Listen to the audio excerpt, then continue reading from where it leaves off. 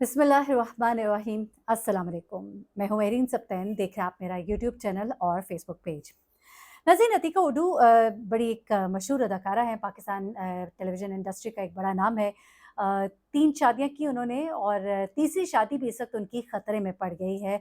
वजह क्या है? उसकी वजह कहा जा रहा है कि अतीका उर्दू खुद हैं। ये तमाम तर मामला क्या है? और उसके अलावा डकी भाई एक फ़ेमस व्लॉगर हैं। उनकी बहुत ज़्यादा फ़ैन फ़ॉलोइंग है और उनके व्लॉग्स जो लोग देखते हैं बड़े पसंद करते हैं। शॉर्ट व्लॉग्स होते हैं, उसमें कोई ना कोई उनकी स्टोरी लाइन बड़ी मज़ेदार सी होती है।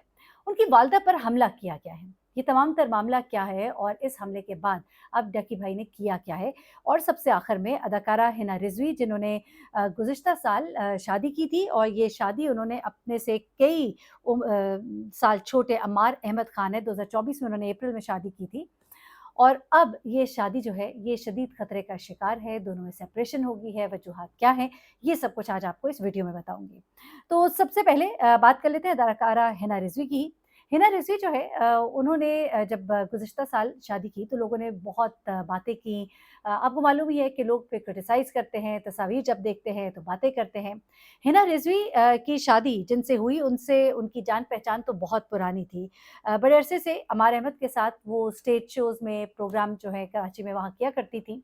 एक जान-पहचान हुई, दोस्ती हुई, अंडरस्टैंडिंग हुई और ऐसे में अमार ने उनको प्रपोज़ किया। जब अमार ने उनको प्रपोज़ किया तो वो कहती हैं कि मैंने पहले सोचा कि हमारा एक एज डिफ़रेंस है, हमारे पेरेंट्स से बहुत सी चीज़ें जो है वो क्लैश करती हैं।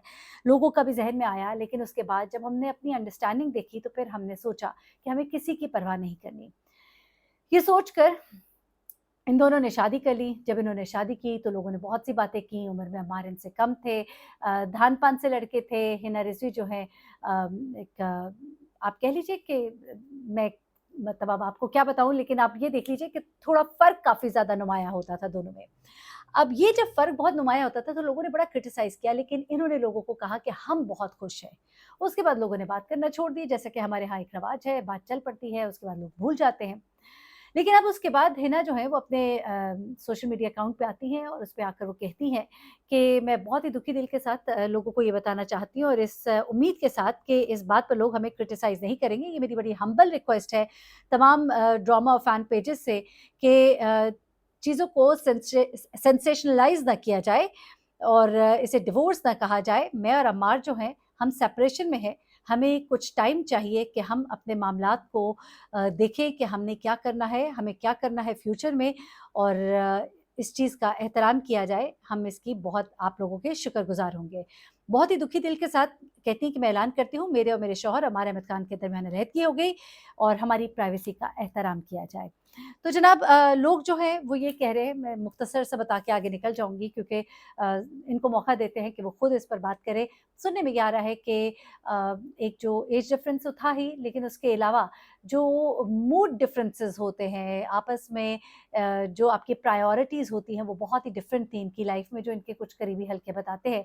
प्रायोरिटीज़ डिफरेंट होना, मूड डिफरेंसेस होना, एज में फ़र्क होना, ये तमाम चीज़ें जो है ये अब आहिस्ता-आहिस्ता 1 साल के अंदर निकल कर सामने आई और 1 साल में ही ये शादी जो है अब इस दोराहे पर खड़ी है कि किसी भी वक़्त आर या पार।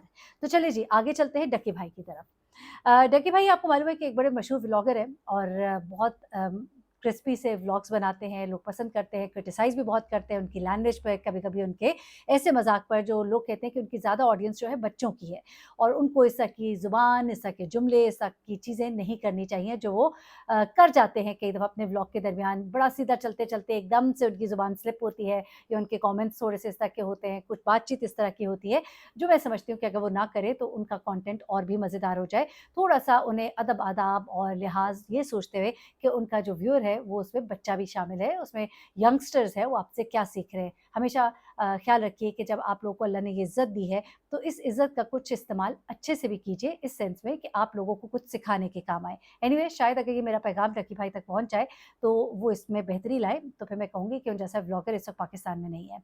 अच्छा, अब हुआ क्या जनाब कि डक्की भाई जो है जहाँ पे वो रहते हैं लाहौर में, वहाँ पर पहले तो उनके घर का किसी को पता नहीं होता था, फिर आहिस्ता-आहिस्ता लोगों ने जब खोज निकाला, तो फिर उन्होंने भी चीज़ को बिल्कुल ही ओपन कर दिया और उसके बाद लोग जो है वो धड़ाधड़ उनके घर पहुँचना शुरू हो गए। अब वो जो सोसाइटी है मैं नाम नहीं लेती, चलें वैसे तो सबको पता ही है, लेकिन स्टिल उस सोसाइटी में, उस सोसाइटी के अंदर ही आप ये कह लीजिए, ये एक ऐसा मखसूस हिस्सा है जहाँ पर एंट्रेंस जो है इतने आराम से नहीं होती है, बड़ी परमिशन के बाद आपको अंदर जाने दिया जाता है। अच्छा, वहाँ पर ही इनके घर के सामने एक बड़ा ही खूबसूरत पार्क है जहाँ पर ये अक्सर नज़र आते हैं व्लॉग्स बनाते हुए बच्चों के साथ भी। अब इनके घर के बाहर लोग जो हैं अक्सर औकात आकर खड़े हो जाते हैं, बेल भी देते हैं, डकी से मिलना है, डकी भाई को बुला दें। फिर डकी भाई जो है वो आकर सबसे मिलते भी हैं, क्योंकि ज़ाहिर-सी बात है ये एक डिमांड भी है, आप व्लॉगिंग कर रहे हैं, लोगों के दिलों में आपने रहना है, तो आपने अपने फैन्स को अहमियत देनी है। ये बड़े से बड़ा सुपरस्टार इंडिया का, हॉलीवुड का, अपने स्टार्स को टाइम देते हैं। अगर नहीं देंगे तो फिर आप स्टार नहीं रहेंगे। एनीवे, अब डकी भाई के घर जो है लोगों ने कुछ इस तरह का सिलसिला भी शुरू कर दिया कि दिल कर रहा है तो दिन को, कभी दोपहर को, कभी रात को। अब जनाब एक पार्टी जो है वो आती है डकी भाई के घर और बेले देती है। डकी भाई उसकी बाहर अपनी बीवी के साथ गालिबन उनका मोबाइल ठीक कराने गए होते हैं। अच्छा, अब जब वो आधे रास्ते में पहुँचते हैं तो उनके घर से उनकी वालदा का फ़ोन आता है, घबराई होती है, बड़ी सख्त परेशान होती हैं, उसे कहती हैं जल्दी घर आओ, घर पे हमला हुआ है। वो भागे-भागे घर वापस आते हैं अपनी बेगम के साथ, तो पता लगता है कि कुछ लोग उनसे जो मिलना चाहते थे, तो उनकी वालदा ने कहा कि अभी वो घर पे नहीं है, तो उन्होंने बार-बार बेले देनी शुरू कर दी। उन्होंने कहा आप झूठ बोल रही हैं, और उसके बाद वो कहती हैं कि जब मैंने उनको वापस भेजना चाहा, उन्होंने कहा कि वाक़ईतन वो नहीं है, मैं उन्हें इंटरकॉम पे बार-बार बता रही थी, कैमरे में वो सब नज़र आ रहे थे। लेकिन वो जाने को तैयार नहीं थे। तब उनकी वालदा नीचे आईं और उन्होंने दरवाज़ा खोला और उनसे जब बात करने की कोशिश की तो उन्होंने बदतमीज़ी करना शुरू कर दी। यहाँ तक कि एक लड़की जो है वो घर के अंदर भी घुस आती है और लड़के भी उसके साथ होते हैं। अब जब इसकी वालदा किसी तरह से उन्हें समझा-बुझा कर वापस भेज देती हैं, दरवाज़ा बंद करती हैं और पलटती हैं अंदर जाने के लिए, तो एकदम से बाहर से एक बोतल पानी से आधी भरी हुई उनके ऊपर ज़ोर से फेंकी जाती है। निशाना चूक जाता है, वरना वो उनको लग भी सकती थी और सामने गाड़ी भी खड़ी थी, गाड़ी को भी नुकसान हो सकता था। लेकिन बचत हो गई, जो भी हुआ, और उसके बाद जो है वो जो है भाग गए और उसके बाद इनकी वालदा जो है बड़ी घबरा गई थी। ऐसी घबराई कि 2 दिन तक उनसे बाहर नहीं निकला जाता था, बल्कि किसी ने भी जाना होता था तो कहती थी कि साथ कोई और भी जाए। इस बात को देखते हुए पहले तो डकी भाई को उसकी माँ ने मना किया कि आपने कोई रिपोर्ट नहीं करानी, लेकिन फिर डकी भाई जो है वो अपनी वालदा से उसने कहा कि नहीं, मैं देख रहा हूँ बहुत परेशान है, इन लोगों का पता लगना चाहिए ताकि कोई और ऐसा ना करे। अच्छा, उसी दिन रात को एक और वाक़या होता है, कुछ लोग 3 बजे रात को मिलने के लिए आते हैं। अब देखिए कोई वक़्त तो नहीं है ना, लोग भी जो है इंतहाई साइको ही हो जाते हैं। अब वो कहते हैं कि रात को 3 बजे मिलने आए, बेल पे बेल दे रहे थे, हम तो सब सो रहे थे। उन्होंने बाहर जाते-जाते डकी की एक गाड़ी बाहर खड़ी थी और उसके ऊपर बड़ा-बड़ा डकी लिखकर और खूब डीप निशान उसके ऊपर लगाकर चले गए। अब वो तमाम तस्वीर जो हैं वो वीडियोज़ में आ चुकी हैं और वो तमाम की तमाम रिपोर्ट की और उसके बाद डकी भाई ने इस पे एफआईआर कटवाई और अब उन्होंने उन लोगों से कहा है कि आकर खुद ही माफ़ी माँग लो, क्योंकि मेरी माँ बहुत डरी हुई है, मैं कुछ ज़्यादा गलत नहीं करना चाहता हूँ, लेकिन ये गलत था जो आपने किया, मैं आपको कुछ भी नहीं कहूँगा, आएँ और आकर माफ़ी माँगे। अब देखें क्या होता है, हो सकता है जब तक मैं ये वीडियो अपलोड करूँ तो माफ़ीनामा आ गया हो। एनीवे, ये जिस वक़्त मैं रिकॉर्ड कर रही हूँ, इसके अगले दिन मेरा इसको लगाने का इरादा है, तो लेट्स सी कि कल क्या होता है। आज के दिन तक तो अभी तक कोई माफ़ी माँगने उनके घर नहीं आया है। अच्छा जी, आखिरी खबर की तरफ आते हुए जनाब अतीका उडू की ज़रा बात कर लेते हैं।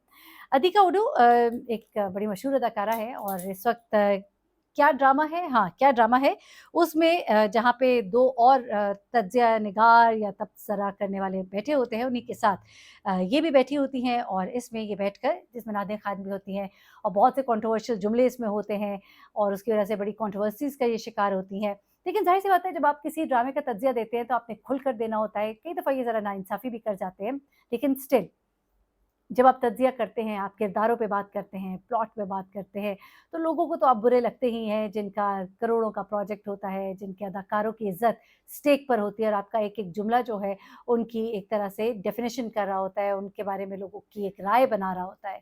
तो ऐसे में इनको बहुत तनकीद का सामना आए दिन करना तो पड़ता ही है। लेकिन हालिया दिनों में अतीका उडू ने ये इंकशाफ़ किया कि इन ड्रामों की वजह से उनकी शादी जो है, वो खतरे में पड़ गई है। अतीका उडू, जिनकी ये तीसरी शादी है, बहुत खुश नज़र आती हैं अपनी इस शादी से, लेकिन अब वो कहती हैं कि मेरी ये शादी मेरी ही वजह से खतरे में पड़ी है और उसकी वजह ये है कि वो कहती है कि इन ड्रामों में मुझे सॉरी, इस शो में मुझे बहुत से ड्रामास पर तनकीद करनी होती है, तबसरा करना होता है और अगर मैं तबसरा करूँ और ड्रामे ना देखूँ तो ये तो पॉसिबल नहीं। तो कहती हैं पूरा हफ्ता मैं ड्रामे देखती हूँ, बहुत से ड्रामे होते हैं, उनकी डिटेल से देखना, एक-एक कैरेक्टर को नोट करना, पॉइंट्स नोट करना, क्योंकि मैं नहीं चाहती कि मैं कोई ऐसा तबसरा करूँ जो किसी के साथ नाइंसाफ़ी हो, किसी के किरदार के साथ नाइंसाफ़ी हो, किसी के ऊपर कोई ऐसा दाग ना लगे मेरी वजह से, कोई मेरी तरफ से बेईमानी ना हो, ड्रामे में जो तबसरे करने हैं वो मेरी तरफ से ईमानदारी पर मबनी हो, तो इसकी वजह से मुझे बहुत वक़्त देना पड़ता है।